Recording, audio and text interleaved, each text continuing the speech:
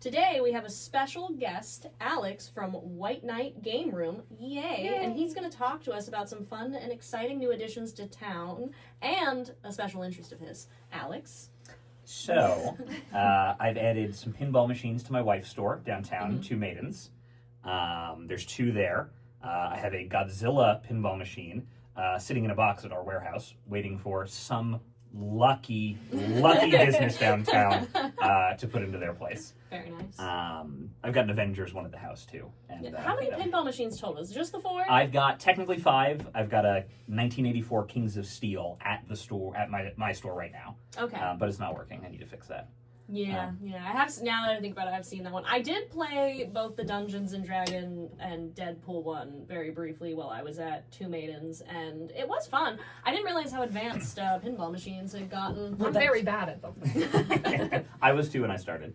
That's actually what really excited me about them in the first place. I hadn't really understood, I knew of pinball, of course, but I went to Barcade in Manhattan, and we played an Avengers machine. And I was like, what the heck is going on? There's a screen, and you're fighting, you fight Thanos' Black Order, you try and get Infinity Gems, and I was like, is it, this feels like more of a video game? And I realized, I did some more research, and the depth in current modern pinball machines is insane. They're full games, and it's a really unique marriage of video game and tactile, physical dexterity game. You're encouraged to nudge the machine to make sure that you can make shots. There's an order to do things in terms of starting different modes and how to score the highest. And a lot of the times, I'm not even trying to score. There's story in there and stuff you can see. I've had my Avengers machine at the house for almost 2 years at this point. The other night, last week, I got to a point in that game I'd never been to before. Oh wow, okay. Now the Avengers one has a deeper code rule set than some other games. Deadpool's a little lighter. The D&D one is really interesting. That's one of their newest machines. What's cool is you can make a Stern account, which is the manufacturer, and you can save your progress, which I particularly enjoy because I am also still pretty bad at pinball. So very rarely do I get to see the different parts of the game because I don't get that far. Yeah. With the account and the way the D&D machine works, you get to save your progress.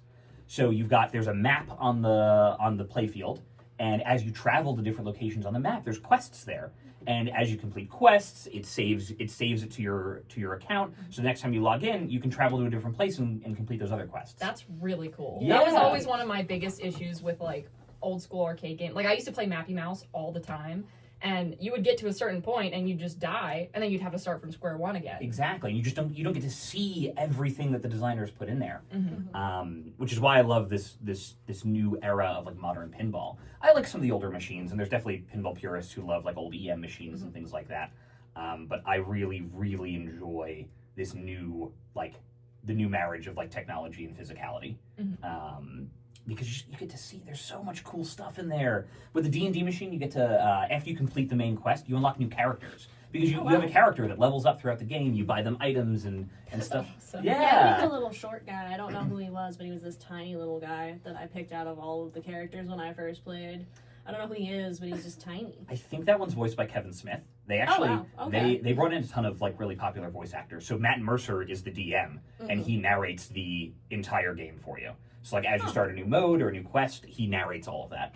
That's really cool. That is really neat. I did like that one. Between the two, the Dungeons and Dragons one, I just like the makeup of the pinball machine, not even just the gameplay aside, but the dragon and the way the lights flash and just the little there's the little little dice up in the one part that I really thought was cool when you get the ball in there.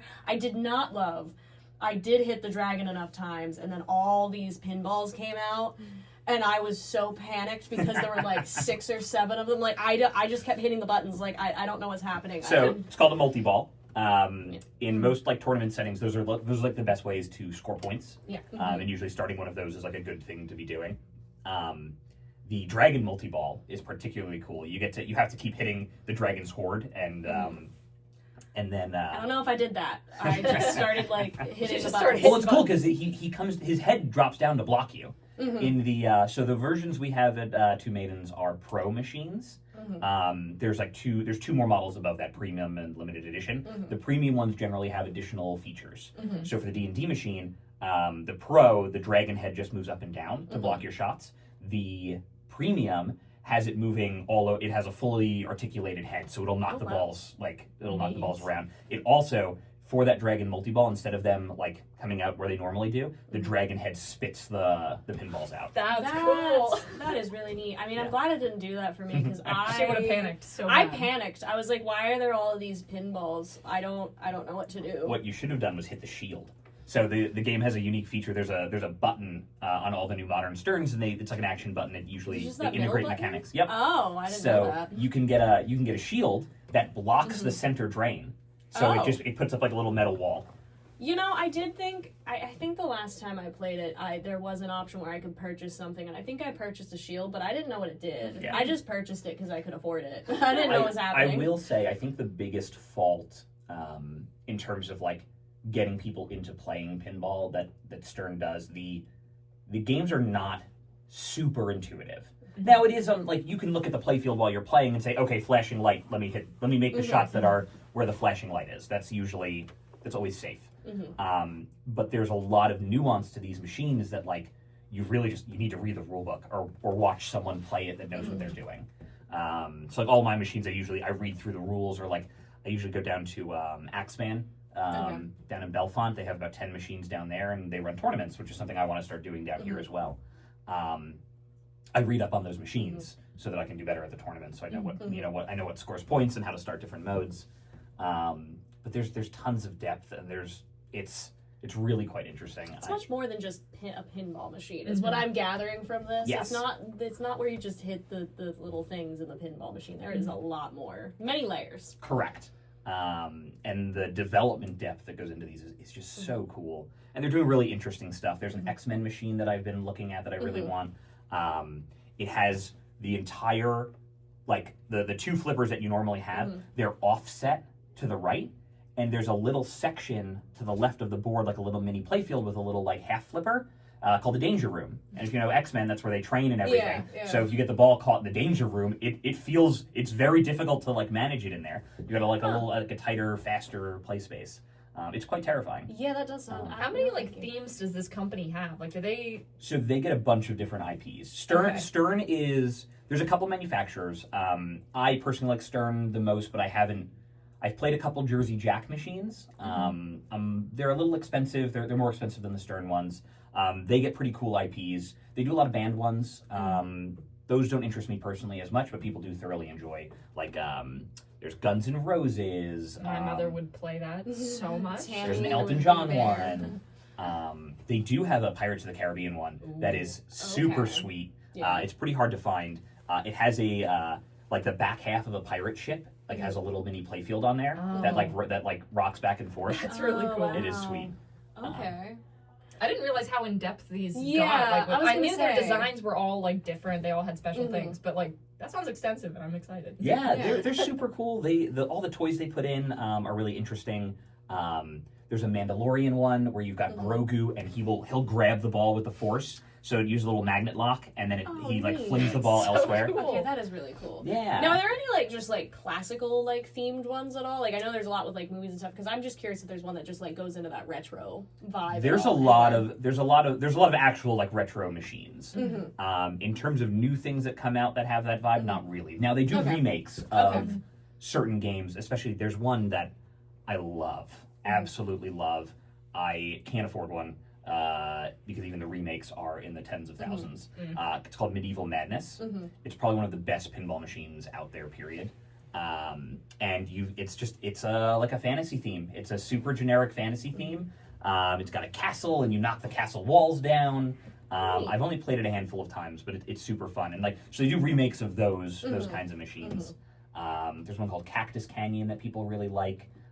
There's different types of layouts as well. So Cactus Canyon is like a fan layout where instead of having more varied ramps and orbits and shots like that, it's kind of laid out in a big fan, and you have to time your shots right to get the right one you want to hit. Interesting.